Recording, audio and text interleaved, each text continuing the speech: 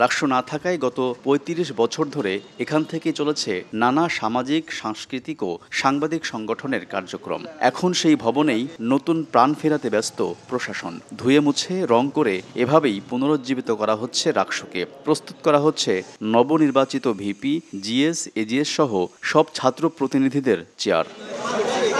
নির্বাচনের উচ্ছ্বাস আর উত্তেজনা পেরিয়ে রোববার থেকে বিশ্ববিদ্যালয়ে ফিরেছে স্বাভাবিক পরিবেশ। তবু এখনও আলোচনার কেন্দ্রবিন্দু রাকসু। কে কত ভোট পেল, বিজয়ীরা কতটা বাস্তবায়ন করতে পারবেন তাদের ইশতেহার, সে আলোচনা চলছে গল্প আর আড্ডার ছলে। তারা যেন প্রতিশ্রুতি যেগুলো আমাদের দিয়েছে, আমরা সেই প্রতিশ্রুতি অনুযায়ী তাদেরকে ভোট দিয়েছি এবং তারা যেন সেই দায়িত্বগুলো যথাযথ পালন করে, আমাদের এটাই চাওয়া। আমাদের শিক্ষার্থীদের কল্যাণকর যে জিনিসটা হবে ওই জিনিসটা মাথায় নিয়ে যদি সামনে আগাতে পারে, আমি মনে করি তাদের জন্য খুব ভালো হবে। আমরা অনেকে আসলে নিম্নবিত্ত মধ্যবিত্ত ফ্যামিলি থেকে আসি, আমাদের জন্য বাইরে থাকাটা আসলে খুবই কষ্টসাধ্য। তো এই জিনিসটা নিয়ে আসলে প্রশাসনের সাথে তাদের কাজ করাটা খুবই যৌক্তিক। যদি তারা শিক্ষার্থীদের নিয়ে ভাবে, যদি তারা ক্যাম্পাস নিয়ে ভাবে, আমার মনে হয় এই কাজগুলো প্রশাসনের সাথে তারা খুব সুন্দরভাবে, সুষ্ঠুভাবে করতে পারে বলে আশা করি।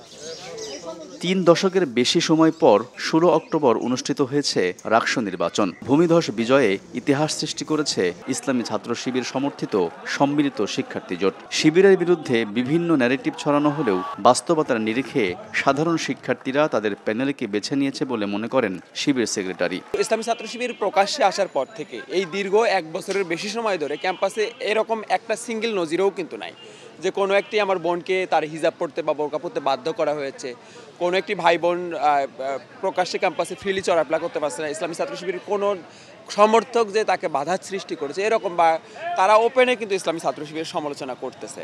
দীর্ঘ প্রতীক্ষার অবসান হয়েছে ঠিক, তবে এখন সময় নিজেদের প্রমাণ করার। আনন্দ উৎসব ছাপিয়ে এখন শিক্ষার্থীদের প্রত্যাশা পূরণে কার্যকর ভূমিকা রাখতে চান নবনির্বাচিত প্রতিনিধিরা। রাজশাহী বিশ্ববিদ্যালয়ের প্রত্যেকটা শিক্ষার্থী মনে করে এই পর্যন্ত হয়ে আসা সবচেয়ে সুষ্ঠু সুশৃঙ্খলভাবে নির্বাচন হয়েছে আমাদের রাকসু ইলেকশনটা, যেখানে কোনো ধরনের কোনো দ্বিচারিতা ছিল না, কোনো ধরনের মতানৈক্য ছিল না। ৩৬৫ দিনের এই রাকসুর মেয়াদ থাকবে।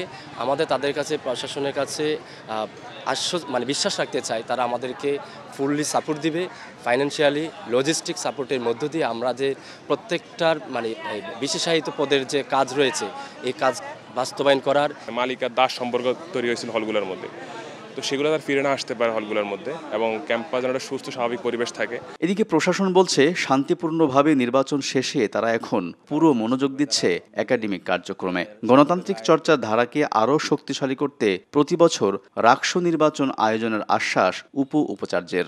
স্টেক হোল্ডার সকলেই, আমাদের কমিউনিটির যারা ছিলেন, যারা পর্যবেক্ষক ছিলেন, সাংবাদিকেরা সকলেই বলছে যে ঢাকা, চিটাগং এবং জাহাঙ্গীরনগর থেকেও আমাদেরটা অধিক ট্রান্সপারেন্ট একটা ইলেকশন হয়েছে। শিক্ষার্থীদের প্রত্যাশা রাকসু হোক শিক্ষার পরিবেশ উন্নয়ন ও গণতান্ত্রিক চর্চার প্রতীক।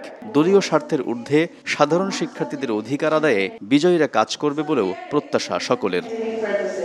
আলতাফ হোসাইন, সময় সংবাদ, রাজশাহী।